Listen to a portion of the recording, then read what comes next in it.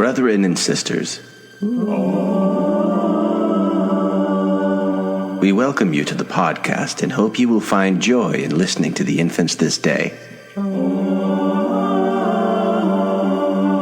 Those of you who are here to listen for your own edification, good on you. For those here listening on behalf of deceased persons, what the hell are you thinking? They're dead. They can't hear a damn thing. Or can they?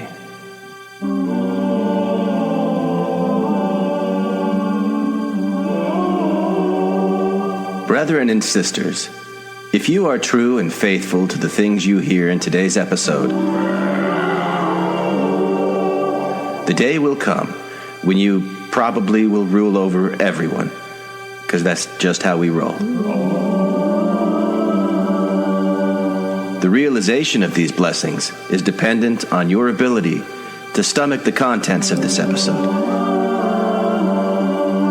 and listen to it all the way to the end and believe everything you hear and be indoctrinated by the infants, placing their scatterbrained thoughts and opinions above all else. Or else. For the infants shall not be mocked. Except when they do it to themselves or when it happens without consequence in any other way. If any of you desire to withdraw rather than press onward with this episode and accept these things of your own free will and choice, then just stop the episode. I mean, it's pretty easy. Just press stop. And what's interesting to me about doing something in the realm of heresy is growing up as a Mormon, there were boundaries and containers put on what you could ask and what you might not ask about, and I always felt that those were about controlling rather than loving and allowing me to be. And as I moved away from that and got into the world, I realized that that's not something unique to the Mormon tradition, that culture at large starts to place things off the table for discussion and wants to prevent people from being able to fully explore certain things. Certain ideas are made taboo or absurd. A lot of things called conspiracy theories are basically a way of saying something is anti-Mormon literature, in my opinion. I also think there's ways people call each other names to prevent looking at having honest discussions, and I have a deep, deep value of honest discussion, especially where it's being prevented. And so there's a passion and a conviction that I have to going into these places, and it makes me want to go after them and get rid of these sacred cows, help people reconnect, help the human family vibe. The importance to be able to establish that conversation is how we create a peaceful, happy world where we're able to allow things to be said that need to be said is what motivates me to want to be a heretic.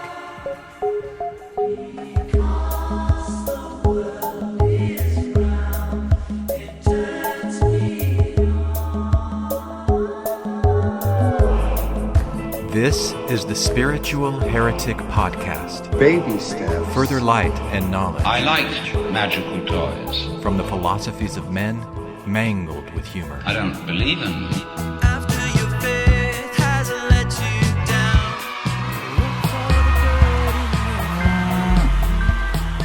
look for the good in you. Look for the people who will set your soul free. It always seems impossible until it's done. Look for the good in everyone. Hey, Josh. Hi. Do you want to start a new podcast with me? Yes. Okay. We've been talking about doing this for a while. So my idea is that what we do today is going to be the first episode of a new podcast called The Spiritual Heretic.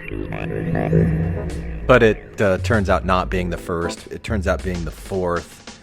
And this one is mainly, I think, why I wanted to call it Spiritual Heretic instead of the other things that we talked about. Anyway, like these first 4 episodes have been released out of order from when they were recorded. Podcast heresy, maybe? I don't know. And it will also be published as an episode on Infants on Thrones. So, like, I don't know, breaking rules right and left of like what this is. This is the heresy kind of in action right now. So the reason that it's called the Spiritual Heretic is because when I asked you a couple of months ago, what would you want to call a podcast? You're like, I just want to call it the Heretic Podcast. Yeah. And I thought heretic sounds a little too harsh for me. just heretic. It's got to be some other. It's got to be channeled and directed somehow. And so I was thinking about it, and I came up with the spiritual part that I thought, oh, I think that we can both agree on this. But so what I did is I sat down and I did some channeling, and I've already published this as episode 93 on the Arcturian Playground podcast. It's called the Spiritual Heretic. But it was really my brainstorming that I wanted to sit down with you and read through this and have this be the first episode of the Spiritual Heretic podcast, but also it's us kind of introducing ourselves, why it is that we're doing this, what about this idea of heresy is important, why do we feel like it's needed, whether it's needed in the world or just needed in our own personal selves. Why are we doing it? And since we're part of the world, if we need it, then it's needed in the world. Yeah, we are the world. We are the children. We are the ones who make a brighter day. So let's start giving, Call now. Give 50 cents. Save infants on thrones. Yeah. All right. So what I was wanting to look up earlier, on every episode of the Arcturian Playground, there's like an intro and an outro. And I don't have it to read, but the intro is something like this. Welcome to the Arcturian Playground, a place to play in the realm of imagination. Welcome to the Arcturian Playground, a place to play in the realm of imagination. All done in the service of compassionate expansion of consciousness. Yes, it sounds weird, we know. We would not have it any other way.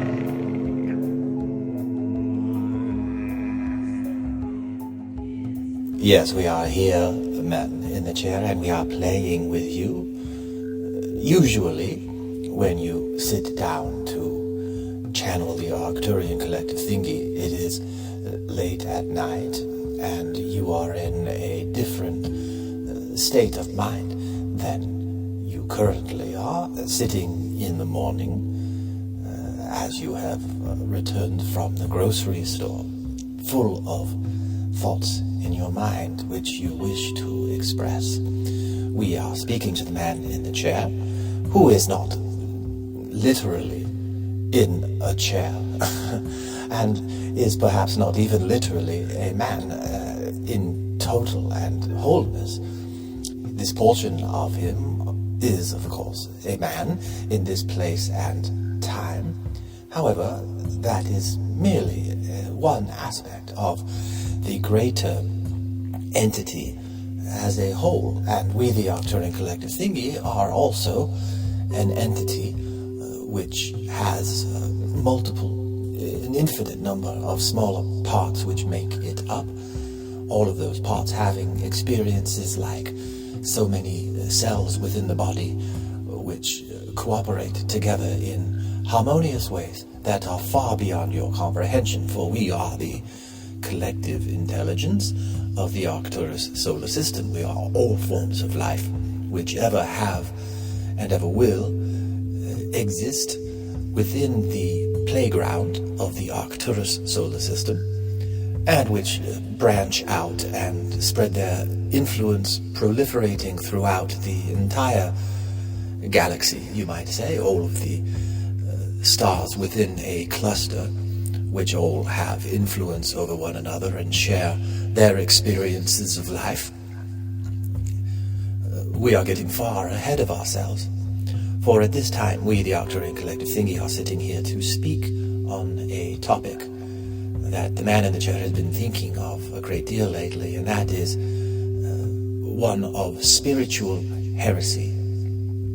For the man in the chair is desiring to begin a new project, and we laugh when we think of the word begin, as if there is a single starting point to look at and say, this here is the beginning. For from our perspective, sitting outside of space and time as we do, we recognize the interconnectedness of all things, and there truly is no single beginning which does not have influences which has come before it, which dictate, in some degree, a large degree, the direction which will be continued.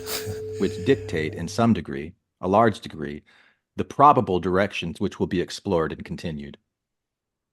And I'm going to pause there for a minute, Josh, and just ask what came up for you as I read. Well, I'm just kind of getting into it. It seems like I know. they're just setting it up. So I'm waiting to hear what they're going to say. All right.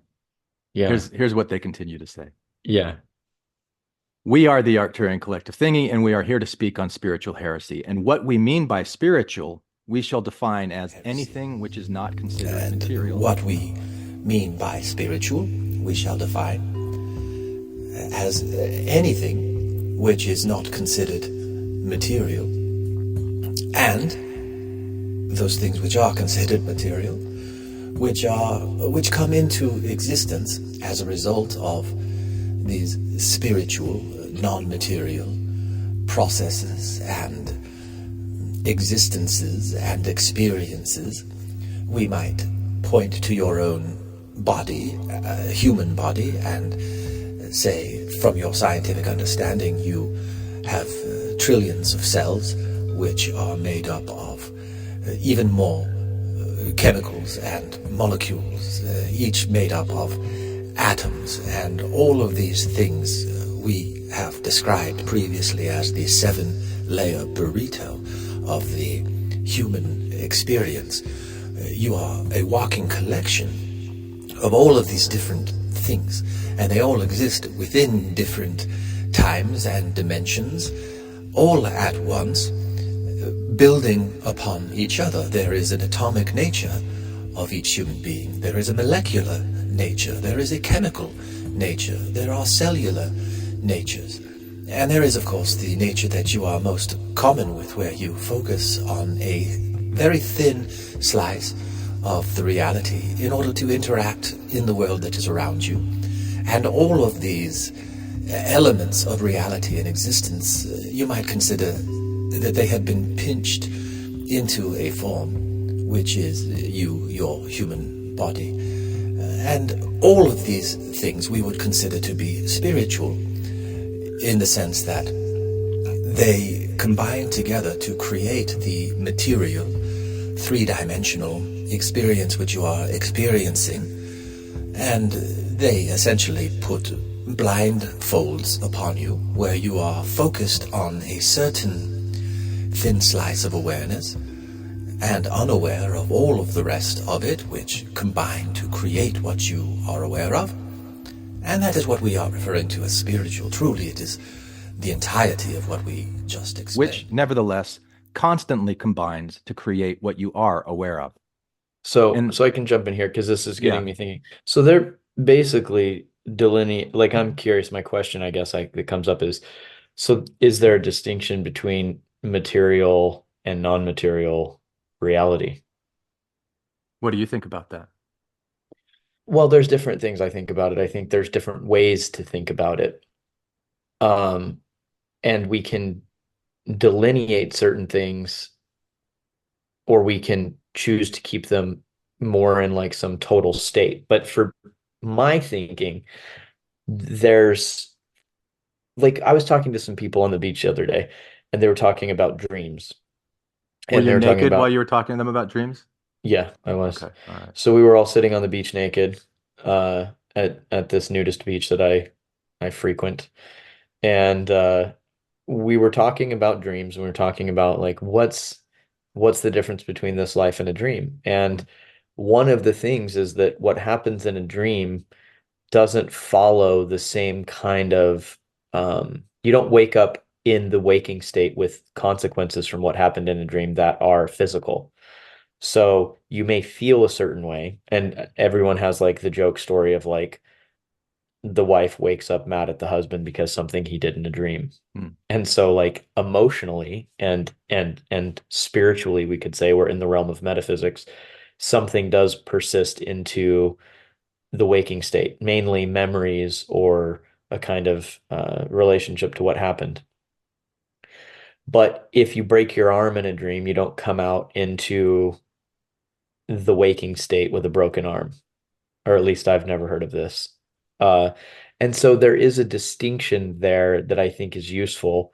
And I think it's a distinction that I make, which is that spiritual things are not, they are things that exist but are not in the material plane, although from them a person can cause some kind of emergence. And it's like for example, just to put a way of describing what I'm talking about, I could think of a chair and it's a spiritual chair. And then from those thoughts, I could create what approximates the ideas of it. They're still going to be different. The idea chair is distinct in that it's an idea, and the material chair is distinct in that it takes up physical space in the 3D meat world that we interact with and has different properties than the one that is imagined. Um, and so if those aren't different, then we're analyzing things maybe differently. Or I guess I get curious what the Arcturians are communicating, and that maybe their perception of things is not to delineate between the two, is what I was taking from what they were saying. Mm. And I'm thinking, well, it's probably useful for our purposes to distinguish them, as they take on different characteristics and have different impact on the human life. And when we're looking, or what I was imagining is like spiritual heresy would be looking at ideology or critiquing what's in the realm of ideas. And that goes more to like Slavoj Žižek, which is this, I think he's Czech. He might not be. Anyway, he's a philosopher somewhere from that region. And he talks about critiquing ideology a lot, which I think is interesting. So I keep a distinction between the two. And I sounds like the Arcturians experience it more as non-distinct, is what I was taking. So I was curious if that's correct. Am I correct in that? Is that what you perceived the Arcturians to be saying, and is that what you think? Well, here's what I'm feeling about what you said, Josh, that you're 100% correct to think about it the way that you think about it, and to make the distinctions that you make about it. And even to assume what the Arcturians would be, like it's a correct assumption that you're making because it's based on your experience and, the way that you see things. So there's nothing like incorrect about that. As you were talking about the dream versus reality, like waking reality versus the dream, the first thing that I thought about was how the dream is nested within the waking reality. So it's not really separate from it. It's happening. It's not separate. That's not the crucial part. It's that has different qualities. Yeah. That's Yeah. what's distinct. Yeah. And so what's distinct is a dream doesn't follow the same kind of laws that the waking state follows. All sorts of things are much more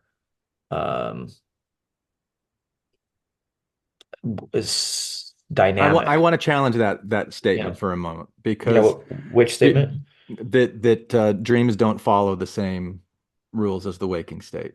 So like imagine that I'm laying asleep in a bed and I'm having a dream, and in my dream I'm flying or I'm doing whatever, and outside a nuclear bomb goes off, and I'm in bed, I die.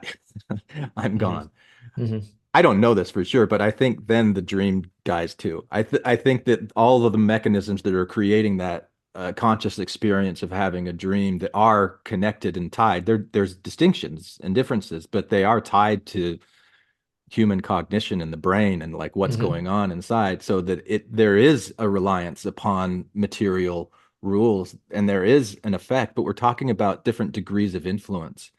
And that those degrees of influence, you were talking about how you might wake up in a certain emotional state because of what you experienced in your dream. And that's a very real thing. You're angry at something that you dreamt about, even though it didn't happen outside of it happened inside of you, but you still feel this feeling.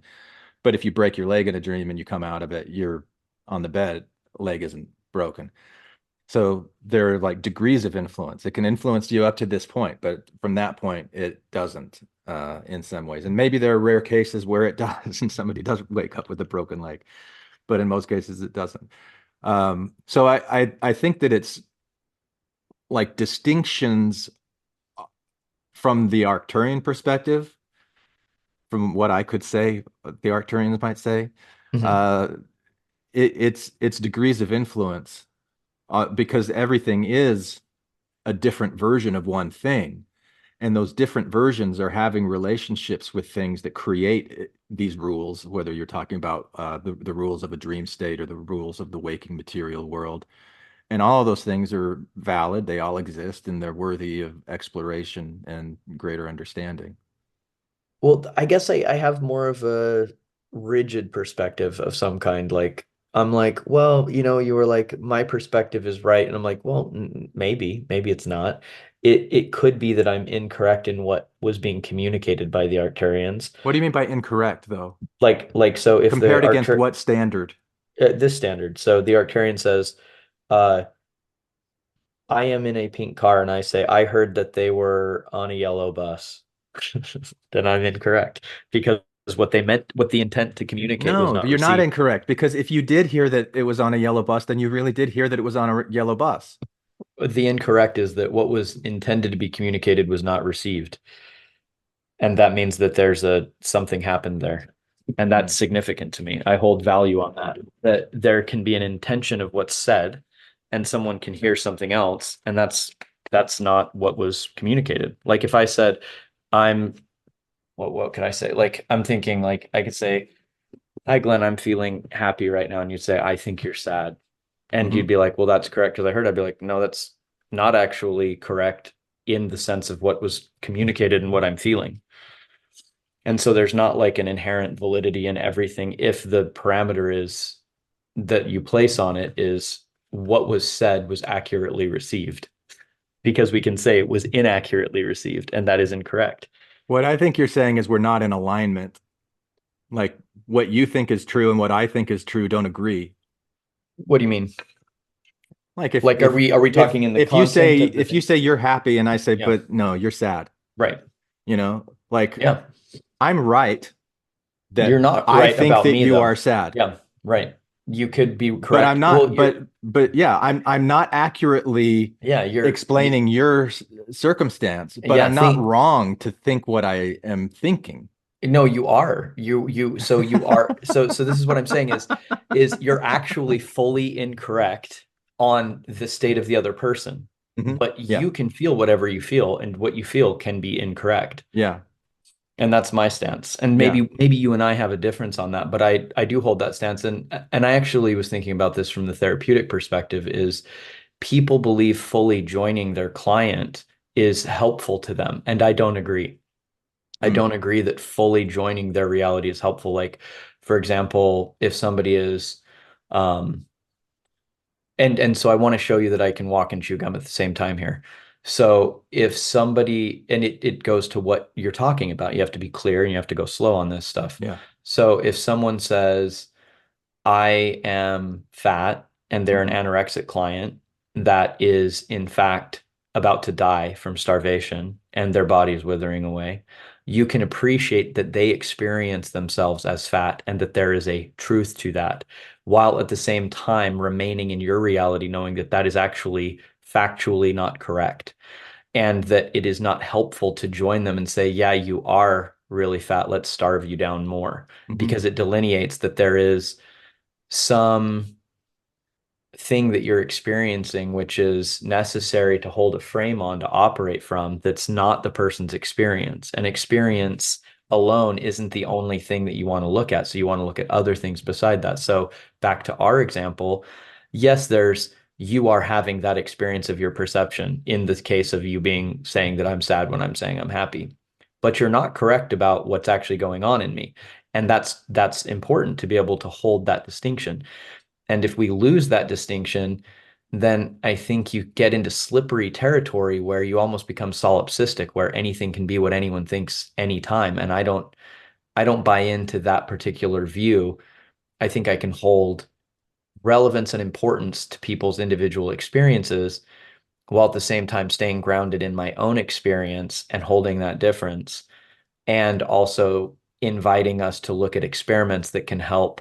Like, for example, if our situation, if we go back to that example, I'd say, what's going on for you? What are you in touch with that you're coming to the conclusion about my state? Like, AKA, how do you know I'm sad? What do you do that tells you that? What's going on that's the reality that you're coming into touch with. So back to the Arcturians, it's like, if there was an intended meaning behind what they're saying and I didn't receive that, then I have not correctly received that intention. That's, I don't know. Do you take issue with anything I'm sharing? Or do you have I don't another disagree angle? with anything that you're saying, and I appreciate everything that you're saying. I love the example that you gave of the anorexic client who tells Yeah. you I'm fat, Mhm. and that you don't want to, pardon I me, don't that you believe don't want to it. join them Right. in their delusion of themselves. But even in using the word delusion, I'm uncomfortable because Yeah. you talk about the slippery slopes, and how important it is to go slow so that there's meaning. Hmm. When you start using words like right or wrong, Hmm. it's so easy to go down this slippery slope of like, what do you mean I'm right? What do you mean I'm wrong? I'm not all right. I'm not all wrong. The way that I would approach that is I would say they really believe this about themselves, which Correct. indicates to me that they're And I agree. blinded. They're blinded to some things that could show them other things. And what I want to do is help them recognize those blindfolds and take them off so that they can see more of themselves than whatever is making them think Yeah. I'm this bad thing. And so to me, it's not like I'm joining them and saying, yes, you're absolutely right. There's nothing more to say. But Yeah. And I'm that's the joining part where I'm them in like, the yeah. sense that I'm meeting them where they're at, and I'm recognizing that the reason that they feel the way that they do right now is absolutely 100% valid. There are valid reasons for it, and it is a distortion. And all things are a distortion. Like all views are a distortion. My view is a distortion as well, but I'm going to meet with them and try to work on that thing. So I don't think we're saying different things. I think we're getting into one of those little semantical debates about what right or wrong means, and kind of the degrees of Yeah. What do you influence feel around it. about, like, well, to me, right and wrong don't mean good and bad. So if we delineate this stuff more, and I think it does, it's relevant, I think. Hmm. I think this is a relevant discussion. Me And too. what I think about it is, you have to know what you're agreeing to and what you're not. And there can be differences, and we can just call them differences. So I can hold that a person um is perceiving themselves very much so, in a way, so strongly that they're killing themselves slowly over time by starving themselves to death. Right. And that there's something going on in their process which is valid, in the sense of that's how they're making sense and perceiving things. I can also understand that my way of encountering them is also a meaning making system, which Hmm. you might call a distortion. I would call it more a creation. But because I Yeah, think because it has less distortion, negative well, connotations to it than distortion. and distortion also is a thing that I would say specifically. So, for example, there's like a collective shared experience of things that most people have, but a person who has a distortion kind of brings their inherent relationship to that reality over and over and over. Like somebody who is prejudiced, so somebody who hates Black people. Most people could have a neutral interaction with others, but this person is going to distort the interaction. And even when others are nice to them, they're going to perceive it as these people are bad. Mhm. And so that's a distinct, different way of organizing, which is rigid and fixed and imposes itself on the environment. And I don't believe that I'm doing that. I actually believe that's what the client is doing. They are having a distortion and I am not, even though I am having a creation, which is me creating reality between me and the environment. Mine is more open, mine is more flowing, and has different qualities that are, in my opinion, superior. And I would say that they are superior and they are better in the sense that they have a capacity to do things the other one can't. They have more function, they have more capacity, they have more um, agency, and they're more in tune with what might be called shared intersubjective reality, where most people, for example, all of us are going to have photoreceptors receiving certain things, but a colorblind person has a distortion. They have a unique set difference that they bring to the environment, which is not shared by others.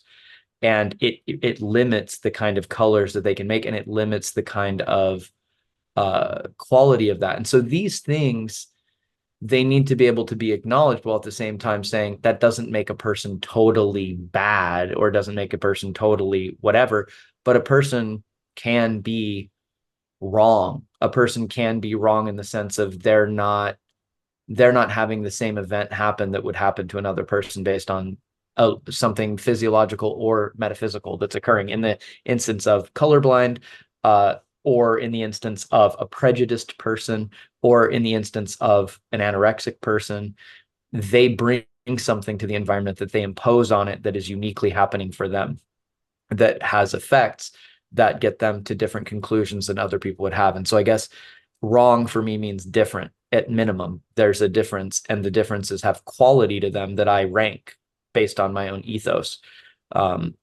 as things that I have, that I hold value in. And this is a thing that I think we've hit around before, which is I hold more of a strong, I consider myself as holding a more strong frame there to say, no, there are things that get ranked, and at least I'll own them as my ranking.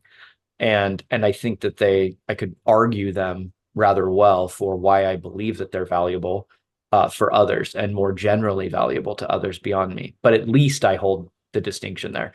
And so sometimes when things get into this sphere of everything is one and everything is okay and everything is good, it looks to me like it can go into solipsism, meaning what I heard is correct. It's like, no, what I heard is what I heard. And if it can get clarified, I want it to get clarified based on my value, which is to receive what was intended to be communicated as something I value.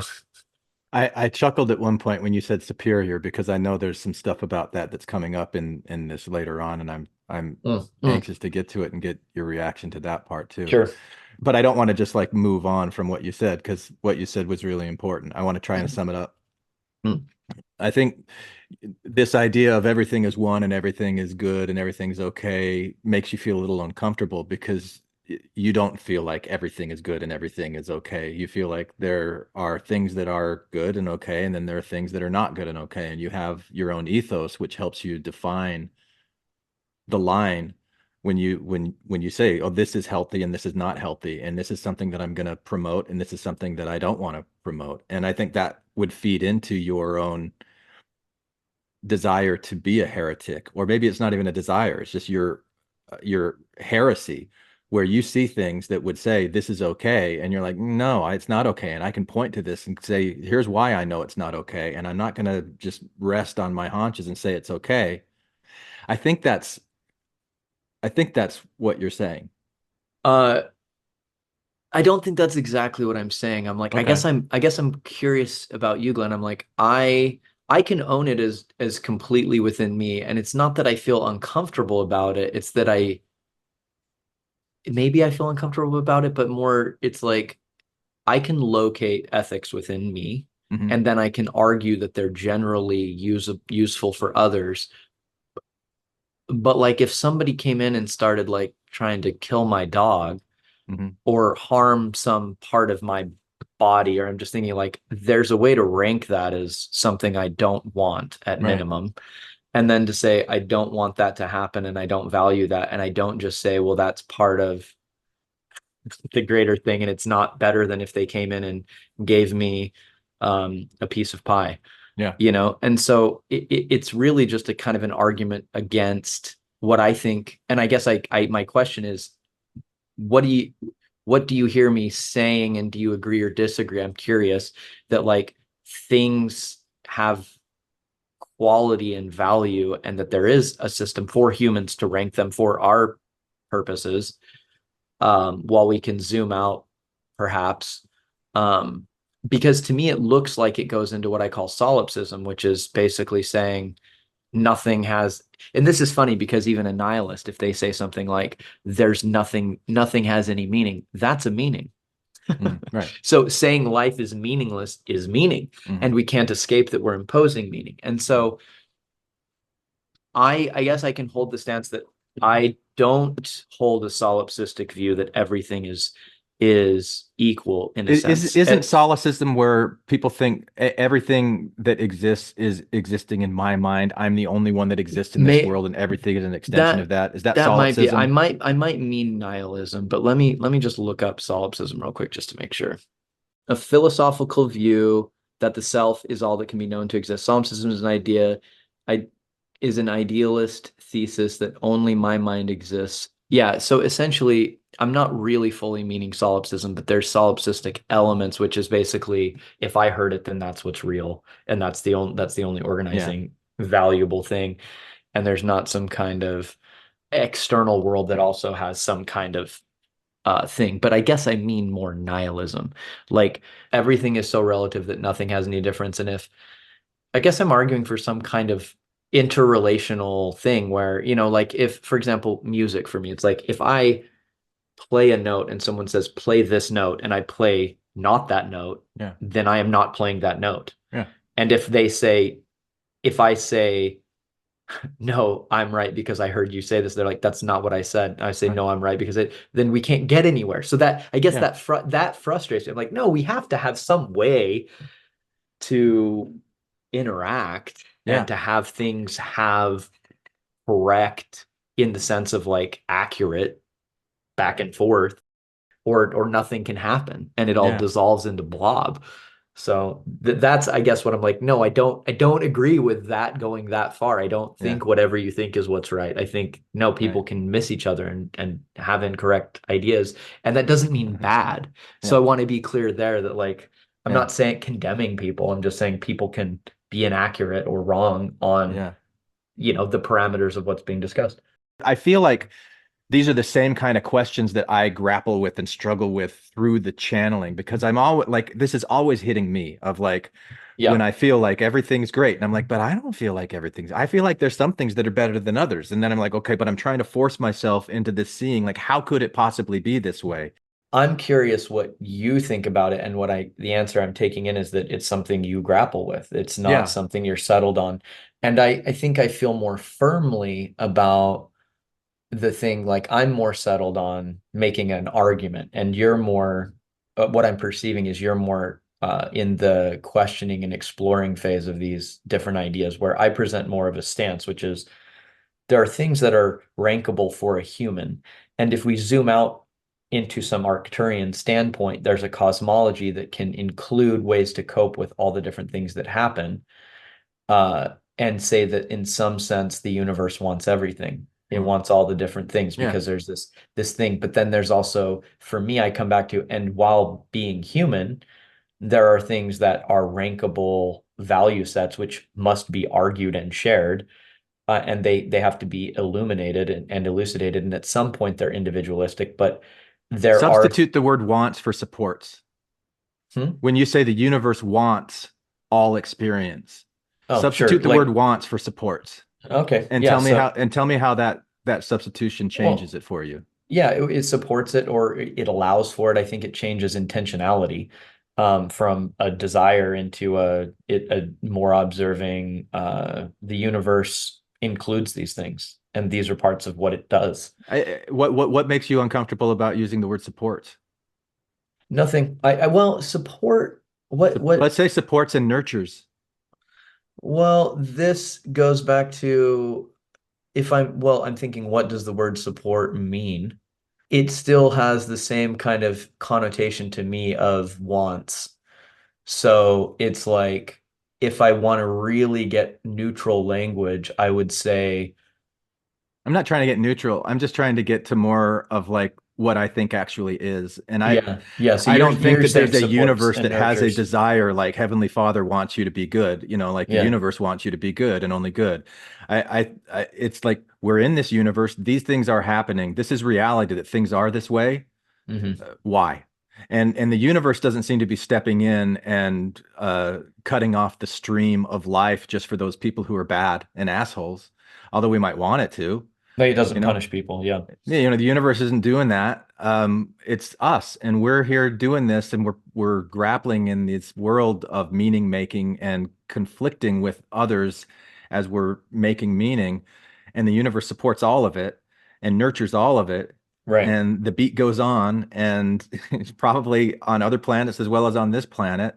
So what the hell's going on with that? And Hmm. what am I going to align myself with? What are the values in the ethos that I can see resounding in this universal structure that supports all these things, and how can I better align myself with that? That's Hmm. kind of my deeper question, Hmm. or where I kind of come to with all of this. Hmm. Yeah, and I think so as I'm hearing that and taking that in, we're looking at the nature of the universe on one sense, or we're trying to, and then we're looking at maybe other things which are more zoomed in, perhaps, which are like specific things that only humans do. Um, like when we communicate with words, or when we communicate with spoken language or written language, or other things that have been made by humans to contain certain kinds of information, and whether or not that machine works or not can be analyzed. But then Yeah. there's a larger thing of zooming out and just saying, what's the larger nature of existence and what it can do. And so I think in a sense, it's like it's important to delineate those analyses. So in one sense, the universe supports all these different things that have the value or the ability to happen. And so they're part of it, part of the difference, part of what the universe is doing. So I think it's a matter of what we're looking at and what we're talking about. And so kind of go back to what I was saying, like we arbitrarily call certain things colors. And when someone has a deformity of their eyes, in their rods and cones, or some kind of issue, they're not going to have that same experience, and it limits them. Other people are going to distort what's happening, and have a reaction or make meaning in a way that's more fixed and rigid. That's what I would call a distortion, a fixed, rigid imposition of the person's organism on the environment that's not actually coming from the environment, but coming from the person. And so that's different than the ongoing meaning making system, which is always created by others and has more agency, fluidity, choice, and has more of a give and take between the environment. And so that's, to me, again, an important distinction. I wouldn't rank those as the same. And so when we're looking at this stuff, if we zoom out to the cosmic level, that's where you and I completely, I think, have agreement, or I experience agreement. Mm. When we zoom into it, I I start to be what I feel is more rigid. I have a Mm. more rigid frame, which is to say, no, there are incorrect things that happen. There are values, there are things that are only relevant to the human experience, but they are, and they may have arbitrary things that get communicated, whether they're words or language or whatever, or they may for the most part, or they may have those other things like a physical or a psychological difference, which should not be necessarily seen as equally valid um, in totality. It can be valid that a person is like, if your kid is at the store and they're having a meltdown because you didn't buy them the animal crackers, you can say, you're valid, I'm wrong, I need to give you the animal crackers because you're right. And now you're a dumbass and you're an idiot parent. Or you can say, I understand that your feelings of being upset that you can't get the animal crackers make complete sense. And I'm not going to give you the animal crackers because if I just give you animal crackers, there's things that happen to you that I don't want to happen to you. And so I'm not going to do that. And so there's a way to hold that difference and not join the child in the fit because they're valid. And so that's an important distinction for me, is to be able to say, no, we do as humans rank these things, and we're not the universe that generally says all is good. We're humans that have our own systems, both agreed upon, both. I mean, there's many categories I've gone over, but Yeah. that's, I guess, that feels relevant and important to me because I don't want to get into, I guess I'll call it nihilism, something of like, yeah, nothing, because then it looks like nothing It matters. also seems like you're talking about cultural relativism, where like everybody gets a Well, free pass, everything's okay. that's what I think it gets into, and I'm like, Yeah. no, it doesn't. Like if and we and I don't, don't I don't consider myself on You don't that think that level. either, No, I right? don't. But I'm trying to use words like you said that at the cosmic level we're in agreement. As we zoom in more, you feel like you're more like rigid, that there are right and wrong, and I'm more like wishy-washy without Well, I using don't those know. words. I I'll want to say that. ask. I Right, want to right. ask because So it's my listen to perception. me. So with this example of the parent in the grocery store, I like that you brought that up because I see that all the time. Sometimes the mom gives the kid whatever they want because they don't want them to scream, and that, they've got their reasons, and sometimes Good they reasons. don't. And so the way that you express it is, oh, the kid, you're right for throwing the fit, that you're for wanting what you want. Parent, you're right for denying it because you're teaching them these values or whatever, and then you're wrong for giving it to them. And that's where I would probably say, let's not use right or wrong as the and I'm not saying that you did use the words right or wrong, but that kind of implication is that the parent who gives in to the kid and joins them and enables them is doing something that is hindering the development of the kid. No, I think Um, you're getting into a minutia that's slightly different. It's very okay. close, but the distinction is the child's reality does not need to be joined because it's as Right. real. The Right. And emotional, I don't think that the parent's ever joining the child's reality. The but parent is like wrapped but up in their that's own. but that's what it looks like when in examples like when I said earlier, like if I say you said it's a pink car, I say it's a yellow bus, and then you say, well, I'm right because that's my experience. That looks like joining my incorrectness that I say, no, I'm incorrect. So that's the part where I'm like, no, in these situations, the way that a person handles that scenario, I don't judge it. Right. I say there's different ways for different values for different things. Maybe you just need to give the kid the fucking crackers and get out of there. I'm not going to weigh in on it. And I'm not saying that. What I'm saying is the child's experience emotionally is valid. The child's frustration and upset with their limits, they're having a real experience that matters, that's important, that needs to be understood. But I don't agree with the meanings that that child might make. Like, and a child would probably make something like this. My parent is bad. I am angry at them. If they don't give me the lollipop, then my parent doesn't love me. These kind of things are Right. not true. Yeah. And so that is where I would say Yeah. it is correct to hold your own reality as being able to include the experience of that person as valid while not joining the meanings it makes and Okay. and saying it has equal I just want to ask worth. one question. I hope that we can like wrap this up and then go on. Okay. If I make the statement that the child believing that the parent doesn't love them if they don't get the lollipop, the child feels that way. The Yeah. child truly feels that way. Yeah. It's true that the child feels that way. It's It's true that the not child feels that way. true that the parent doesn't love them. Right. So we agree on that. Okay. Yeah. I Right. agree with everything said And so and far. and that's where I just get like, so the word true gets thrown about in so many different contexts and situations without people taking the time to really understand what you mean by true or not. That like if the parent says that's not true, it's not true that I don't love you, then the kid interprets that as thinking, oh, the parent has just totally invalidated me and I have And they have. eroded some trust. No, they You know? have. Yeah. The parent, I wouldn't encourage the parent to impose their reality on the child. Right. So it's I, this idea of what's true and where does one person's truth and another person's truth. that's a If you're great, encroaching yeah, that on it, like how do you do that? that's a How great how do you question. live in a world where everybody, it's not solipsism, but everybody No, is having their unique experience and their true reality of what's going on around them, and they don't agree with the other people that are having it. it's a great question, and I think there's a good answer for it. It's that the parent doesn't get involved with trying to get the child in meltdown to comprehend their reality. Mm. And in my view, in my ethics, you just go authoritarian and you just let the kid be mad. And you say, Yeah. I get that you're mad. You are Right. mad. That is real. Yeah. And I am not giving you those. Yeah. And you can believe what you want about it, and that's fine because Yeah. you're a child. I'm not even going to try to tell you what my experience is. Yeah. I'm just going to tell you this. If you throw a fit like this again, you're not coming to the store with me. Yeah. So if you want to Sure. come to the store with me, don't throw a fit. And if Yeah. you do, that's fine. You can feel what you feel, but your behavior is what I care about. And I'm going to hold boundaries on that that don't include you because you're a child and I'm an adult. And Yeah. later in life, they will figure out that you loved them and that you didn't do those things because of that reason. Yeah.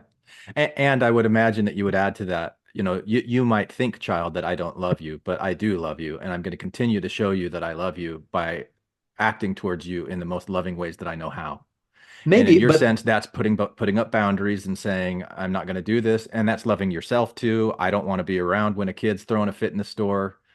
I mean, I Right? might not even say that. I might not even say that, you think I don't love you and I do. I might just say, I get that you're mad. Well, whether you say it, I'm just thinking You that hold that. Yes, you you hold hold that that. in your mind. Yeah. You hold that, and you hold the difference, and you respect the difference, and you respect that they are having and this is again my view, inferior, because they're less than you. They're having an inferior, lesser meaning making organizing that's very powerful and very difficult for them. And because you can do more than they can do, you can hold space to allow them to be a child. Yeah. And you take responsibility from them, actually. And this is one of those situations where I'd say, you just make the call and then you do it. And I have a more kind of authoritarian stance on those certain kinds of things until the child is able to make their own. And then when they make their own, they're going to be on their own. But until then, you kind of do it that way. And I think the reason I hold such a stance here, I've like kind of pushed back on this stuff, is I think there's kind of a disease in psychotherapy where people have over coddled and joined in the bullshit of their client in a way that is unhelpful, Yeah. in the way that the parent would be in this scenario, saying, you are right. I'm so sorry I upset you. Because your feelings are valid about this, I'm going to give you all the animal crackers. And if I don't give you the animal crackers, you're going to commit suicide and I have to feed them. Or I'm joining your anorexia, or I'm joining whatever thing you are. And I'm not going to hold a stance that can be more mature, more developed, and superior, that will allow you to have something more helpful happen. The person is valid in the experience they're making, and you can walk and chew gum at the same time by also understanding that they're batshit insane, or that the child is in a meltdown. They're having a nervous system reaction. They're going to make whatever meanings they make, and later they're going to make new meanings. And you're just going to keep showing up consistently, non-reactively, lovingly, and with boundaries. And they're going to learn to be a mature adult as a result. And you help train them to interact with others, which is part of your love, which is to say, if you want to come to the store with me, this is how we do it. Or you don't get to come to the store. Or you can say, it's going to be really hard. You're going to see lots of things you want to get. And I just want to prepare you that the kind of behavior that I am going to demand of you is this.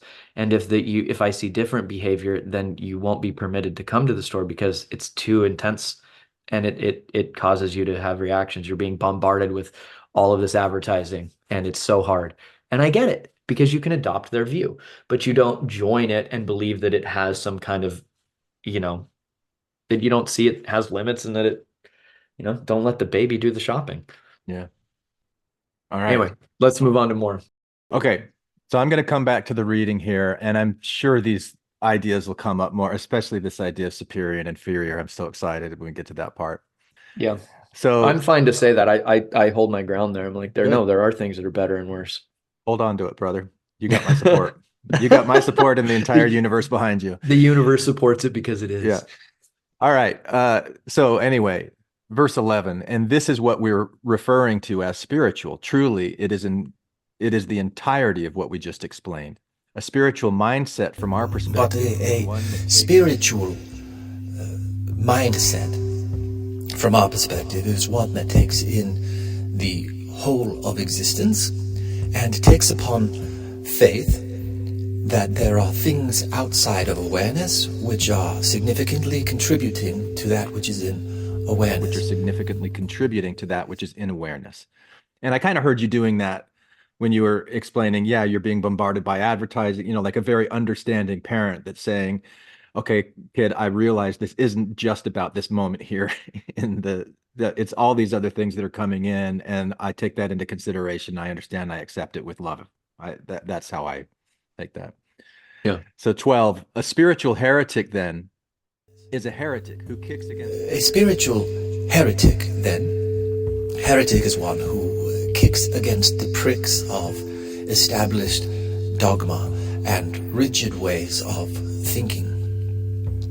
A heretic is one who leans into their own faithfulness, that there are things outside of understanding and awareness which are significant, and oftentimes the heretic is upset that there are restrictions arbitrarily placed upon them to focus on a certain narrow range of experience or interpretation within the less narrow perceptions of reality. Within the less narrow perceptions of reality.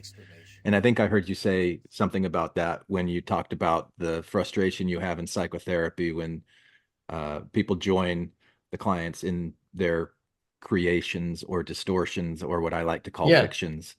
Sure. Yeah. I mean, it's important to take their experience serious while holding your own ground for having a way to guide them in a way that will allow them to do more than they can currently do. Yeah. And you're attempting to expand their capacity through gaining awareness and then making choices with the new awareness that they didn't have. And that's the method whereby you do it in a loving, respectful way that doesn't harm them and take over from you just kind of trying to pollute them with your mind. You empower them from within to have more agency than they had before outside of you. So that's important to be delineated in these things so that it doesn't get perceived as like dominating or having some kind of totalitarian, moralistic approach that is my own. It's like egocentric from Josh. It's like the one that I do have, which is egocentric to me, is the better thing, the superior thing, the thing I want to do is empower the client to take responsibility for their own life that has nothing to do with me, that comes from their own encounters with me that have facilitated for them to develop more than they are now outside of anything I do, that completely is built from within them. I love that. Yeah. Verse 13, we hope that this explanation has made sense to you. This explanation has made sense to you. And the man in the chair has been recognizing that throughout his entire life he has been a spiritual heretic, constantly asking why. Why does it have to be this way? Why is it this way? What other ways can it be? From the time that he was a young child, being raised within the Mormon church, receiving what he was taught as the one true gospel, the revealed word of God to the chosen people of the Mormon church, who have the mission and desire to spread the one truth throughout the entire world and create essentially one mind and one heart, the concept of Zion among all peoples.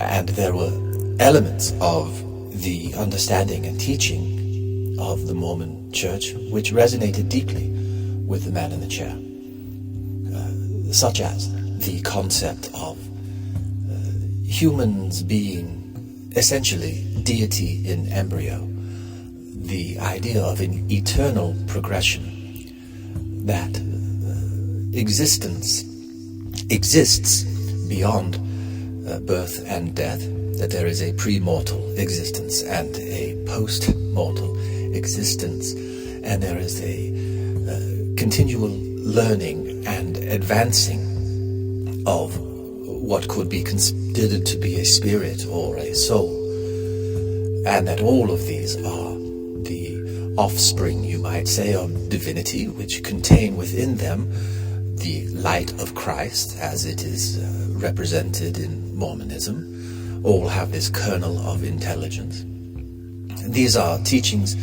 which resonated very deeply with the man in the chair. The idea that charity is the utmost value to engage with other humans and with oneself, to be charitable, to be kind, to be loving, to be understanding, to be responsible. The story of Jesus, who upon the cross says, forgive my persecutors, forgive those who are ignorant, forgive them for they know not what they do. The idea of forgiveness. These things resonated very deeply with the man in the chair. And yet he distanced himself from this group of Mormons, for he also recognized that, like an infection, there was an ideology that was made to create an elite class or a chosen people which is above the normal non-chosen or the Gentile, an us versus them mentality, which as he began to recognize this more, and especially recognize in himself the arrogance of feeling superior to another person because he has the truth and they are in error, be it smoking cigarettes or drinking coffee or sexual relations or any type of thing which the man in the chair was taught to judge as wrong and incorrect and improper, and the pathway to misery, wickedness which never was happiness, the natural man being the enemy to God. These teachings which seeped into Mormonism and turned the entire organization into a hypocritical body which would espouse universal love, messages of universal love, while in practice excluding those who are deemed to be outside of the group. Thought control, belief control. Those who the man in the chair knew who were excommunicated from the church for genuinely asking questions and challenging established dogma.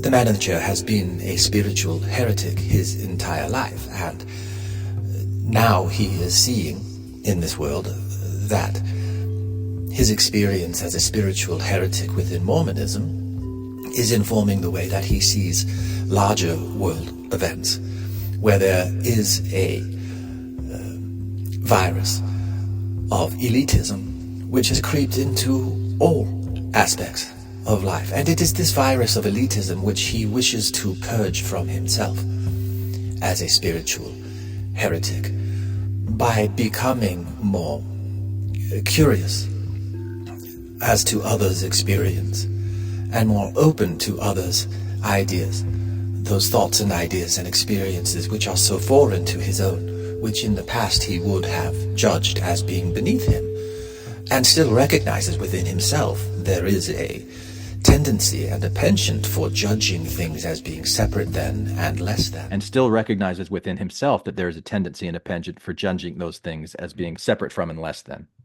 Well, a few things come up for me, many do, but the things I want to speak about is, so there's a delineation that I make about the target of any ideology that prescribes the good life. And the target of a prescriber of the good life has to be the individual engaging with it in order for it to be of value. So, for example, if I read something that's somewhere that says sharing is good, if I then think about how I can apply sharing, then I am appropriately engaging with the idea that was given. If I take the idea and I use it to go condemn others that are not sharing, then what am I doing? Yeah. I am practicing condemning others. Right. If I allow myself to distinguish people that share and don't share, and I hold a ranking in my own mind, then in some way I'm judging them. Yeah. And to some degree, this may be useful or unuseful depending on how I'm doing that and for what purpose. If it leads into condemnation of others, then I believe that is most good life prescribing systems will say that is going to harm you, the one practicing that, and you should not practice that because it's not useful. If the system forgets what its original purpose was, which was to prescribe the good life, and it becomes about following the rules that were given rigidly without a sense of their purpose, then that is dogma. And that is what I think we also can have as a problem with a system prescribing a good life. And so as I'm hearing this, I'm thinking there are nuances that become really important, because if somebody is doing things that are destructive to me in my life, and I say I can't judge them and I keep them in my life and they keep harming me, I'm not living a good life. And so this larger topic of the good life includes making distinctions, judgments, and decisions about people and ways to respond to them. But a true system of doing it holds some universal value for all people despite these things, and can comprehend why and how they might be making these decisions. And by doing so, you actually live a better life for the person who's doing it this way, because you escape the habit, the very simple thing that a human might do, which is condemnation of others, which is very easy to do. It's very easy to start to follow rules. And my analogy just comes back to music. I want a dogma in music because it tells me everything to do. It makes the music simple, and that makes terrible music. What you actually have to do is embody and engage with the rules so that you can, and musicians say break them. No, you're not actually breaking them. You're following more nuanced relationships to them that empower you to be a musician, that let you do more interesting things because you have more choices, versus at the beginning when you're taking in the music, you have to do it more like a child does. You have to have a more rigid, concrete, this is bad, this is good, these are the rules. And later you can start to see how those were things that supported you to be able to have more choices. The same as with a moral system. As you integrate and you bring the values into yourself, you learn how to live them more fully. But the main point I'm making here is there are spiritual systems that exist, and they can only have one direction, and it's from the information to be digested by the person. It's not meant for the person to use the information to colonize or tell other people what to do or condemn people, if it's an actual good spiritual system that's promoting a good life. And then there's the rigidification of these systems, which become dogmatic, cult-like, and controlling. And I would say they're now failing to carry out the original intent of the system. And they've made a person overly rely on something simplistic that helps them. It supports calmness and ease, but it comes at the cost of being able to do things with more choice. So that's what comes up for me when I'm hearing that kind of thing, is these different ways of talking about what we're doing. And really the concept of a good life. What is a good life for a human? And what is a system that shows you this, and how do you use it? You need to apply that inward for your own self-improvement, rather than projecting that outward and condemning other people who are not sharing, or whatever the because all you're doing is taking it and using it to point to others, and the system doesn't help you anymore if you're doing that, because now you're not doing the system, you're doing something destructive, which is I'm going around being critical and condemning of others. And spiritual systems don't tell you to do that. At least not one that lives a good life. They don't say what you ought to do is go around finding everybody who doesn't do the system, and castigate them, and use the system to gain social credit by pecking down and gaining status. But that's the human habit. And that's why these human systems say things like, and I maybe you know this, Glenn, but I mean, you can confirm or deny this, is what I'm hoping, is somewhere in the linguistics of what was said in the Bible about thou shalt not judge doesn't have the same root. Its root is actually thou shalt not condemn. Right. Yeah. Is that okay? So you've heard that too. Whether that comes from the roots of it or not, this is something that that distinction has been important to me for many, many years. Of like judgment in the form of discernment, of like, I can distinguish that this is yellow and this is blue. That's a form of judgment. I've made a distinction. But when I'm saying that anyone with blue deserves this and anyone with yellow deserves, and I condemn them, that's, again, the slipperiness of words. I think we have this with words like true and real and, stuff like that too. That judgment has been co-opted to mean condemnation in most cases. And in a sense, total condemnation of the person as bad. Yep. So it's like, I can judge that I don't want to eat a turd. I judge between that and a cinnamon roll, and I'd say, this one's better for the human. This one's better for me, but I don't condemn the turd because it exists for good reason.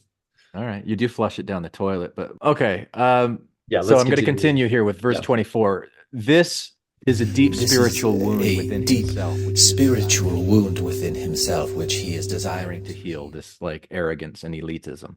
And this channeling that he has been doing quite actively and consciously. The channeling that he has been doing quite actively and consciously for the past 2 years especially, creating these messages and publishing them on the Arcturian Playground podcast, and now also sharing them with his audience on the Infants on Thrones podcast, which has been a primary outlet for his spiritual heresy in regards to the Mormon experience of his youth. Now he is desiring to start a new podcast called the Spiritual Heretic, which is further light and knowledge. Another promise which he received in Mormonism, and one that spoke very deeply to his soul, that the quest for enlightenment, if you will, is an inward quest where further light and knowledge can be gained by exploring one's own divinity and discovering, redefining divinity itself through a spiritual lens, which takes into account all of the material and non-material forces which combine together to create the experience of life. All of these things are, in fact, divine, not just those things which are good. This is part of the virus of the mind, which would separate these things from those things and would say these things are divine and yet those things are not. The man in the chair is now desiring to truly experience all things in life as divine, and to develop within himself a gratitude for the ability to experience all of the experiences which he experiences, and to share with others what he experiences, not as a way to convert them to the one true truth, but as a way to create within himself neural pathways which are more inclusive, which align his own thoughts and behaviors as he interacts with those in the external world, to align those thoughts and actions and behaviors with his own inner nature, which has a spiritual history and evolution far beyond his ability to currently understand,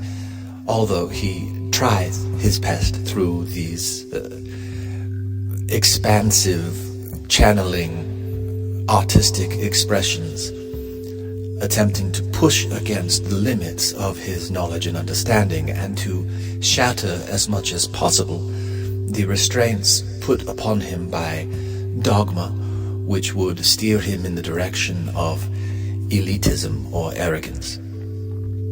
This is the mission, the desire of the man in the chair, to create a new way of expressing himself that focuses on elements of culture, such as woke culture, as it is told, as it is described, as it is experienced in this world, where the man in the chair can see this as a divine experience, not in judgment of the horrible effects which are happening, a recognition of horrible effects which are happening, and the way that many see them as horrible, and even he himself sees as horrible.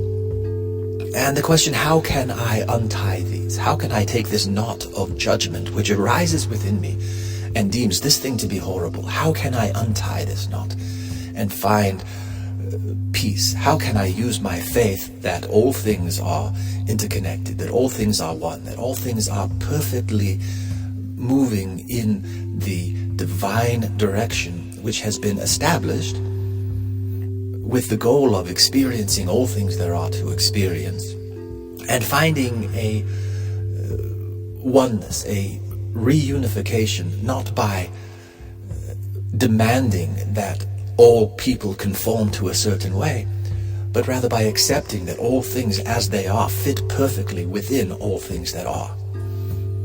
This is the mission of the man in the chair, to create his own mind and heart in this way, to create an inner peace and an inner harmony and congruity with the emotion tones of his deeper spirit or soul. And these things we say this day, in the name of Omra of the High Council, who is a fictional creation of the mind of the man in the chair, and who is quite divine in all expressions of who and what Omra is, as a representation of the Arcturian collective thingy, which is a representation and a symbol of all of the intelligence from the Arcturus solar system, which influence has seeded, along with all of the other existent stars within this galaxy, the life on the planet Earth at this time, all of which have a divested interest in the development and the cultivation of divine experience, all playing their role.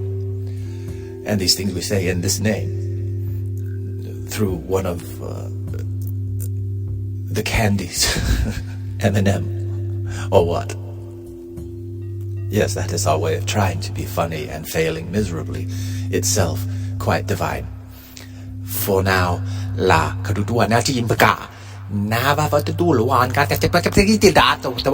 And if you understand what this means, then you are with us in a state of mutual understanding. And if you do not, then you are with us in our shared misunderstanding and ignorance.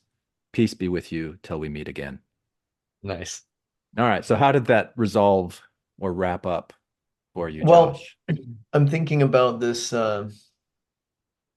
what I see as the Glenn worldview that I'm trying to wrap my head around and understand as accurately as I can, which I think has something to do with, as you mentioned, the healing of these wounds of Mormonism, of arrogance and superiority, which is baked into Mormon thinking and the way that you live, and coming to a way of interacting with others. And one of the ways in which you've done that is to kind of not place yourself in that position of condemning others who are different than you and trying to see some kind of shared human reality in everything. And then I think about my own reaction to these things and I guess the one kind of clarifying thing that I hold on to is about ethics pointing in, not out. Mhm. And that to me is the simple way out of this thing. Well, let me. This is the I read the beginning, or I recited from memory the beginning. Here's the bumper that's at the end of all of those Arcturian pockets. It says, "Thank you for playing with us Thank today." you for playing with us today in the Arcturian playground. Do not for a minute think that your exploration is finished. Carry us with you and invite the spirit of compassion and love into your lives. Nothing is more important or more fulfilling. Create compassion and love within your own hearts and minds. Then share it with all around you. Yes, it sounds weird. We know. We would not have it any other way. The reason I wanted to share that is to kind of tie it into this idea of a personal ethos, because that is what's important to me. Is like, this is for me trying to transform myself, because I recognize all of these areas in my life where I'm so hard on myself, I'm so hard on other people, because things aren't the way that they should be, based on some kind of stories and experiences that I heard, that now I'm going to push against them as a spiritual heretic and say, what do you mean they should be? Like, let's explore this. Yeah, and I see that as, it's interesting, because if we're going to try to analyze culture in some sense, or these things that are happening, there's the different things come to mind. And it's like, what is a good life? What direction does ethics point? I say to the self. That's the only way it can be ethics. If it doesn't point to the self, it isn't ethics. It's something else. Yeah. And then there's, well, what are humans doing? What's the analysis? Why are they doing it? How did they get there? What are they doing it? What do we think? And do we have to be, what are we doing? You know, what are we looking at when we're seeing these different things? And from one compassionate perspective, you can always look at, how people operate and what their needs are and what they're doing and how they're trying to make sense of it, which I think is useful. And then in some scenarios, I think people get, in large political movements anyway, people get weaponized to become pawns for others. And if that's something that's happening, I want to describe it and see if it's there. So, and I guess the part for me that resonates with the heresy thing is I hate it when conversations get put off the table. And that's one of the things that bothered me in Mormonism is there were questions that you were able to ask and there were questions that were forbidden. Mm-hmm. And so I've always been obsessed with picking at the loose thread Mm-hmm. and see what can get pulled out. Yeah. I want to see what the man behind the curtain's doing. Yeah. And I guess we don't have to condemn him to do that. Yeah. And we don't have to be making ourselves self-righteous to do it. And hopefully that makes it even better and more powerful. Yeah. Well, thank you for doing this, Josh. I know you got to get going, but seeing as how this is going to be the first episode of a brand new podcast, it wasn't. Well, why don't you take a moment? Yeah, I'll introduce myself. My name's Josh Neal. I am very interested in analysis of culture and individuals, and I think that the two are highly related. And what's interesting to me about doing something in the realm of heresy is growing up as a Mormon, there were boundaries and containers put on what you could ask and what you might not ask about. And I always felt that those were about controlling rather than loving and allowing me to be.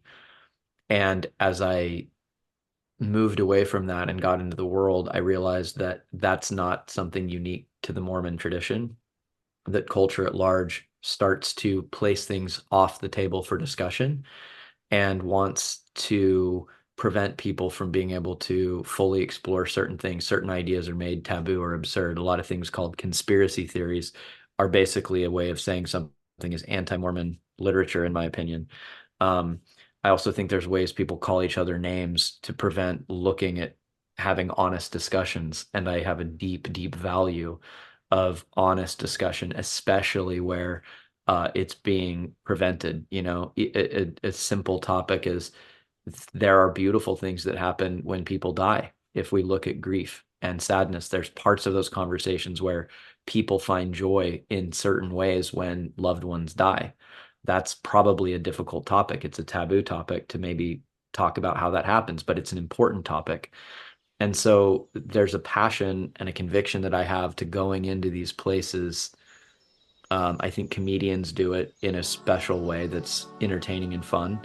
And I think there's also room to analyze these things. But the importance to be able to establish that conversation is how we create a peaceful, happy world where we're able to allow things to be said that need to be said is what motivates me to want to be a heretic. And that's, for me, what draws me to the project. You're a Gestalt therapist. You're a Stoic. These are ideologies that helped you heal from your own wounds of Mormonism and Mormon culture. Yeah, and one of the core things about Gestalt therapy that made me obsessed with it was the promise of authenticity, because it privileges immediate experience as valid. And that's something that we talked a lot about today. That a person's experience that they're having, that authenticity is that your current experience is the currency of contact is one of the things that gets said. And there's so many things that I love about that community in that world of Gestalt therapy. But essentially it's something that I've studied for, 10 years or so. And I'm a certified Gestalt therapist. I train others in that modality, and I supervise therapists practicing, as well as see clients in my own private practice with that modality of Gestalt therapy. To me, it's all about the addiction to being authentic and having real connection. And I see these kind of topics as preventing that in places, and it makes me want to go after them and get rid of these sacred cows, help people reconnect, help the human family vibe.